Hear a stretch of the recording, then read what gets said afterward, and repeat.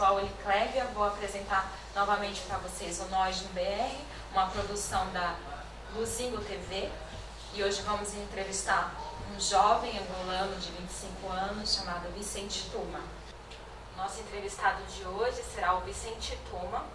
Ele é estudante de engenharia de automação, tem 25 anos e vai passar um pouco da sua experiência que está vivendo aqui no Brasil para você, telespectador.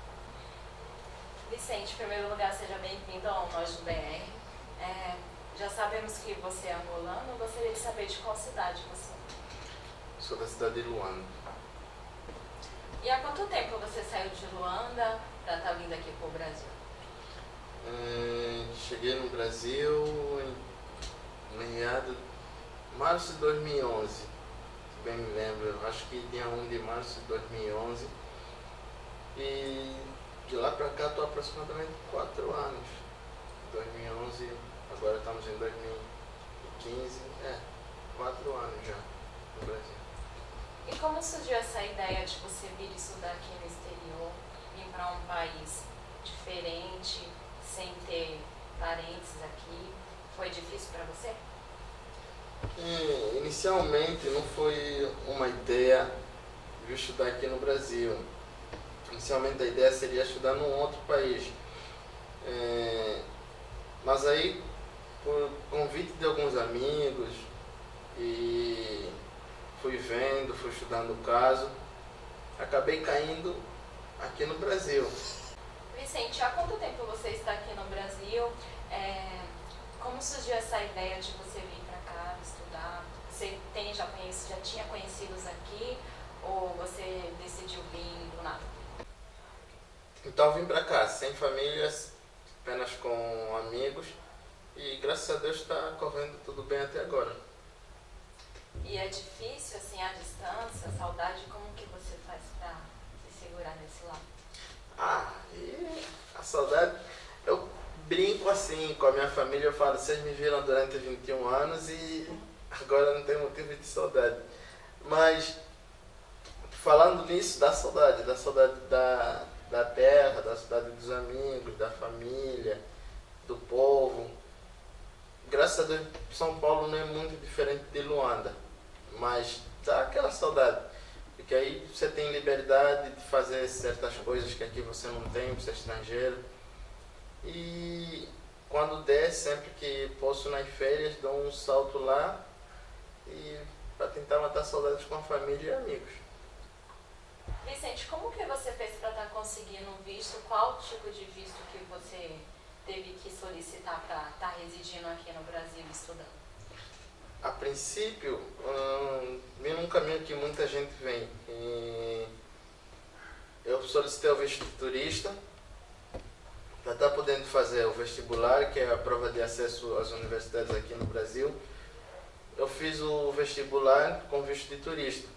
Aí tratei a documentação que foi equivalência de certificado lá de Angola para tratar um documento equivalente ao certificado do ensino médio aqui.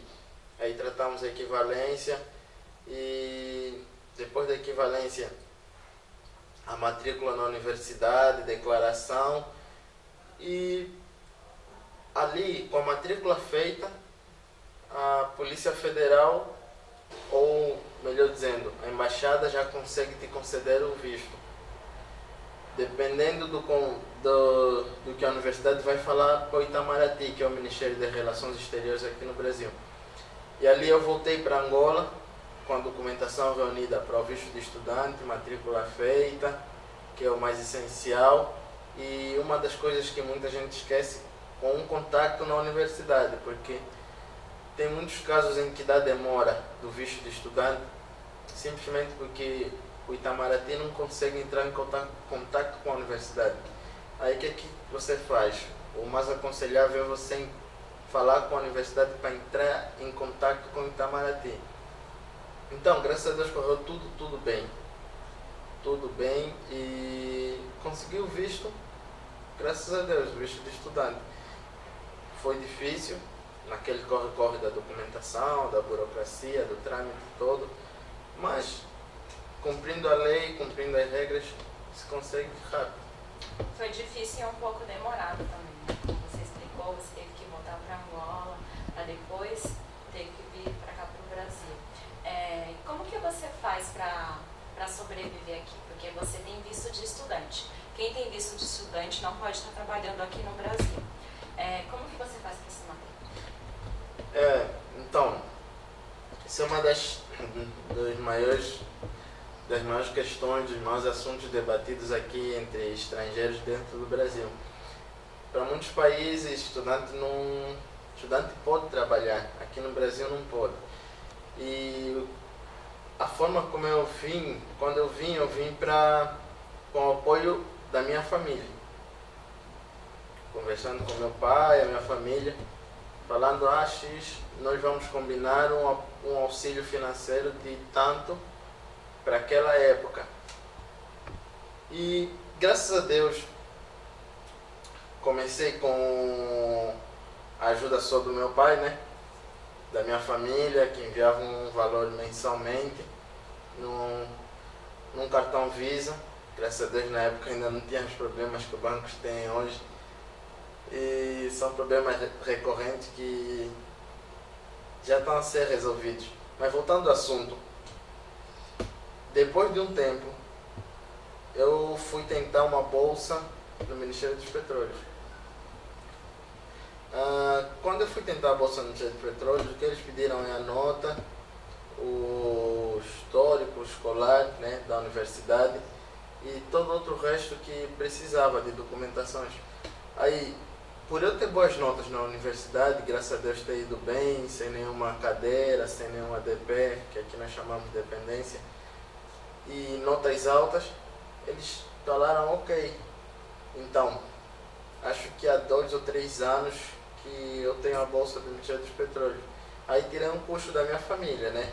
Aquilo que eles enviavam, hoje eles enviam acho que metade ou 1/3 do que eles enviavam, só para cobrir o que o Ministério dos Petróleos não cobre. Mas graças a Deus consegui a bolsa e hoje me manto, falo que 90% com o valor que vem da bolsa. Entendi, Vicente. E você gosta de estudar aqui no Brasil? Gosto de estudar aqui no Brasil. Tem sido uma experiência boa, construtiva. Muita coisa eu aprendi aqui que eu, assim, não achava. Eu vim meio que sem direção. Então, eu vim tentando fazer engenharia informática. Na época parece que uma onda, uma moda, todo mundo fazendo engenharia informática em Angola. Eu vi, bem, vamos formar daqui a um tempo, o mercado vai estar super aquecido com engenheiros informáticos. Então eu vim para o Brasil meio que sem saber qual curso faria. E falo que a experiência está sendo boa porque daqui eu fui pesquisando e decidi escolher o curso que é essa Engenharia de Controle e Automação. É um curso que está em crescimento no mundo todo. E hoje eu me encontro nesse curso e falo que é a melhor opção que eu fiz, é a coisa certa, é aquilo que eu queria. Entendi. Então antes você fez um estudo para ver qual era a profissão que estava mais desenvolvida, que estava menos procurada, e a que estava mais concorrida você decidiu descartar e optar por essa, que é uma que está crescendo bastante, né? E hoje, Vicente, já se passaram 4 anos, você continua com as mesmas pessoas, você mora sozinho, como que você faz para comprovar sua renda? Você mora em residência própria ou alugada? Residência própria aqui no Brasil é meio complicado e meio difícil, né? Por causa do alto custo que São Paulo exige. Mas aqui eu vivo numa residência alugada com mais 4 rapazes, pode dizer, mais 3, comigo 4. Somos 4 rapazes. São os meus amigos que me convenceram a vir para cá estudar no Brasil e até agora estamos juntos e nós fizemos um plano do que vamos fazer, do que vamos nos informar. Nós estamos vividos nesse modo, nesse estilo. Então vocês 4 são angolanos, né? Estão aqui todos a estudo e é bacana isso, né? Vocês todos vieram com um propósito estão lutando, sei que não é fácil, né? Como você falou, é difícil obter um imóvel aqui no Brasil, não só para os estrangeiros, mas também para os brasileiros. Você mora em residência alugada, como que você fez para comprovar a sua renda? É muito complicado. No Brasil, é um país muito burocrático. Não sei, sinceramente, entre Brasil e Angola qual é o mais burocrático. Mas assim, para comprovar a renda e conseguir o imóvel alugado, nós precisamos falar direito com o proprietário. Porque, pesquisando em algumas seguradoras, algumas imobiliárias, esse é o nome correto, para conseguir a alocação do imóvel, foi muito difícil. Nós procuramos e não aparecia. Tem angolanos que conseguem, mas esse não foi o nosso caso. No nosso caso nós não conseguimos. Nós só conseguimos imóvel falando com o proprietário. Aí tratando com o proprietário, a documentação que nós não conseguíamos comprovar, ele ignorou e conseguimos reunir os documentos que podíamos, ele recebeu, juntou e fizemos o contrato. Graças a Deus foi desse jeito que conseguimos o imóvel. Ah, que bom, porque essa parte aqui o Brasil é bem burocrático mesmo. Então, e você... E os brasileiros, eles te respeitam? Sim, sou respeitado, falo eu e muitos angolanos. O respeito parte de ti mesmo, né? Então, se tu se fazeres respeitar, as pessoas te respeitam. Agora, se tu deixares que ninguém te respeite, se tu não se dares o respeito, a partir daí já ninguém te respeita. Vai parecer, um palhaço, alguma coisa do gênero. Então, o certo é tu te dares o respeito primeiro e os outros te respeitarem também. Então, você já tem muitos amigos brasileiros? Graças a Deus. Fui bem acolhido na universidade e nos meios onde eu frequento, graças a Deus fui bem recebido e pude fazer alguns amigos, muitos, né? Muitas pessoas, e tem sido de suma importância que quando preciso disso, daquilo e preciso da ajuda de algum brasileiro, os meus amigos da faculdade, do curso, são eles que me ajudam. E você chegou a sofrer algum preconceito? Bem, lembrando bem agora, eu falo que sim. Porque, por exemplo, se estiver andando de noite na rua, tem a pele mais escura, a tendência é o pessoal fugir da calçada, muda de calçada, alguma coisa assim do gênero. No começo foi chato, mas depois eu comecei a levar até por brincadeira. Aí eu saía, andava sem camisa, já sabia que o pessoal estava todo fugindo, indo para o outro lado, para outra calçada. Então, nessa parte eu levo para mim mais engraçado que outra coisa. Foi um choque porque eu vim de um país que é praticamente, maioritariamente de raça negra, então o preconceito não é assim tão visto na pele como aqui. Mas aqui foram muito raras ocasiões. Eu acho que o Brasil tem a população maioritariamente negra, apesar do contrário do que se pensa, que a maioria é branca, maioritariamente é negra. E assim, tem expressões tipo negão, nego, que para algumas pessoas acham que é um preconceito e para outras pessoas já acham que não é preconceito. Então, eu falo que eu estou do lado daqueles que acham que não é preconceito. Uma palavra que se usa muito no dia a dia. Então, eu não vejo preconceito nisso. E graças a Deus sou respeitado na turma, em todos os lugares. E não sinto preconceito por ser negro. O que você faz nas suas horas vagas? Horas vagas? Eu sou mais de ficar em casa, dormir ou assistir algum filme online, jogar PlayStation com o pessoal aqui em casa. Quando estamos de férias, no verão, por exemplo, a gente tem tendência de sair para um parque jogar futebol. Então, mas maioritariamente em horas vagas eu durmo. Entendi. Aproveitar para descansar, né? Usou muito o cérebro durante a semana, então tem que descansar um pouquinho também. Verdade. O que você vê aqui no Brasil que poderia ser implantado no seu país para crescimento, desenvolvimento? Muita coisa, muita coisa. Angola, infelizmente ou felizmente, está numa fase de desenvolvimento. Um exemplo prático, o Ministério dos Transportes aqui arrecada milhões. A transporte de São Paulo, falo de São Paulo capital, a transporte para todo lado. A transporte até quase 0 horas e agora abriu uma nova linha de ônibus da madrugada. Então, quase todo momento tem um ônibus ou um metrô para você pegar. Tem táxis, tem aplicativos, diferente de Angola, que eu acho que o Ministério dos Transportes acaba perdendo muito porque não tem transportes que conseguem, como é que eu posso dizer, assegurar toda a população, não conseguem servir toda a população. Além do Ministério, precisa da ajuda dos taxistas, que normalmente são privados.